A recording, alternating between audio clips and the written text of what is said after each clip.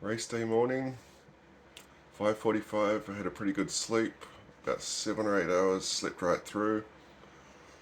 Just gonna get some breakfast, take the dog for a walk, and then head out there. I feel pretty good, so hopefully a good day. It's pretty cold, 9 degrees Celsius, so I'm gonna rug up and keep warm. But first, go and get some breakfast and some coffee in me.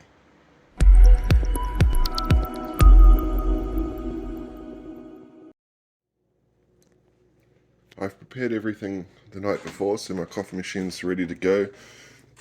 The beans are all ground, I've just got to wait for it to start. I've got the Pop-Tart going down there. My other breakfast is this overnight oats. I'll put some maple syrup on there. This is Kyogo inside here. I'll see if I can find one. Kyoku. I just drink this before each event. So I'm gonna bring this to the event. I've got a Red Bull, and I've got to fill up my water, and then I'm ready to go. That's my breakfast. So breakfast right now: eat the oats, the Pop-Tart, and the coffee. And then about an hour later, which will be about an hour before the race, have the Kyoku and the Red Bull, and I'm set. Just taking the dog for a walk before heading off. It's a pretty balmy, nice morning. Top is 18 today, 18 Celsius. So probably ideal race conditions. I've had my breakfast, just quickly go back, grab my things and start driving. Go to the bathroom and start driving. Once I've done that, I feel pretty good. I think with the canopy, it's probably the canopy of the forest. It's not going to get much hotter, so I'm sticking with the long sleeves. I don't want to overdo the calories in the morning. As you saw my breakfast before, I probably ate 3/4 of the oats, and I'll have the Red Bull just to fire me up half an hour before. But shaping up to be a nice day.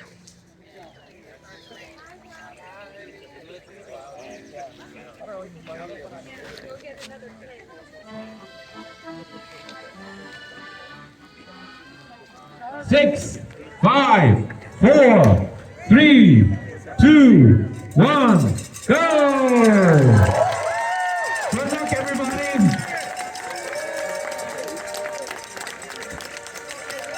So make the right around that tent, follow the orange stand. You got it. Good luck, everybody!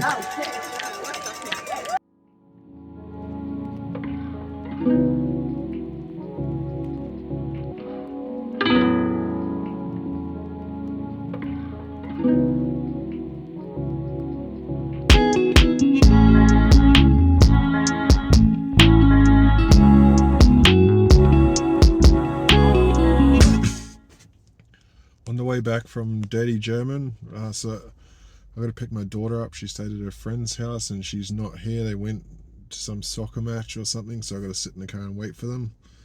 So I thought I'd just get some of my initial thoughts on the race. I finished in about 6 hours. It was 2 25-kilometer loops. I did the first one in 2.5 hours. The second one was 3.5 hours. I think a number of reasons. One, I think I went out a bit hard. There's a huge groups in the trail was really thin at the start, so it's hard to pass. I got stuck in a really slow group, so when I got some space, I started to bridge up to other groups and try and find someone that was around my pace that I could sort of latch onto, because I like to follow behind so that they can smash out all the branches and trees and stuff. And I didn't want to get isolated because I don't wear my glasses, and so I was worried I wouldn't see the signage and stuff for turns. So I got onto a pretty good group. I was running with this guy, and we were setting a pretty good pace, and I rolled my ankle. As you can see, I'll post the picture. I rolled my ankle 3 times. It was the same ankle, which is coincidentally is the one that has the torn tendon. I actually was running with my shoelaces loose. I can't remember why I did that, but it was a stupid decision. I stopped and tightened them up and re-tied them to support the ankle better, and when I did that I didn't have a problem after, but my ankle was quite swollen. It didn't affect my running at all. I could still run on it perfectly fine. So I smashed out the first loop. The second loop was not as easy. The first one I was just like flying down the downhills, down the creek beds, and leaping over fallen trees and so on. And then especially my quads and my upper quads and my hip flexors, I think they are, just completely gave out, and I just got no power, no sort of spring out of my muscles, and just putting one foot in front of the other suddenly got really uncomfortable and really sore. And so I started to struggle. There were some guys from the club that I run with, Pennypack Trail Runners. We started together. I don't know what happened to them, but I didn't see them at all until we hit kilometer 43. So getting towards the home, and they finally caught me there. At that point I was just completely breaking down, like I could barely even walk. And so I was trying to think, what can I do to get out of this? Like, because my cardiovascular system was really good. Like I wanted to run, I could have still run, but my body just wasn't doing it. And so I was thinking, what's that? Like I had espresso beans, chocolate covered espresso beans, to get a caffeine kick. It didn't do it. One thing that sort of did work pretty good was pickles and pickle juice. So I'd stop at the aid station, get a handful of pickles and some small cup of juice, and down that. That sort of got me going again, so I could run the downhills and run the flats and walk the hills. But it got to the point where my legs were quite wobbly, and I was making a lot of mistakes on the trail, like tripping over things, and it was just I felt it was a bit dangerous. So I started to slow down and walk more and more, until I got to the part where I knew was the flats. And for some reason my watch said I had like 2k to go. I'm alright, I can get there. And then there's an aid station, and the guy's like, oh, you got 4 miles to go, which 4 miles is like 6.5 kilometers. I'm like, fuck. Like that 4.5, extra 4.5 just completely demoralized me. And from there I was just kind of a sad sack. I didn't cry or anything like that. You know, I say that I've cried after my bike and Ultraman because I was just so utterly exhausted. But no, I was nowhere near. Like, even Ultraman Run, I got through it. Ultraman Run tired me out, fatigued me, and that went to the bottom of the barrel. I was in the bottom of my barrel then, so I know how my limit. This was nowhere near my limit, but it's just my body just wouldn't do what I wanted it to do, which was really frustrating. And so I was thinking the whole time, like, am I fatigued? Because I had the cold last week, missed 3 days of everything with the cold, and then I had into the taper. But that's my thoughts for now. I'll go away and digest. Got to sit in this car for like another half an hour and wait for her to come back, and then go back, and we've got friends coming over. I've got to cook a barbecue, so don't get any rest. Right now I just want to smash a few beers.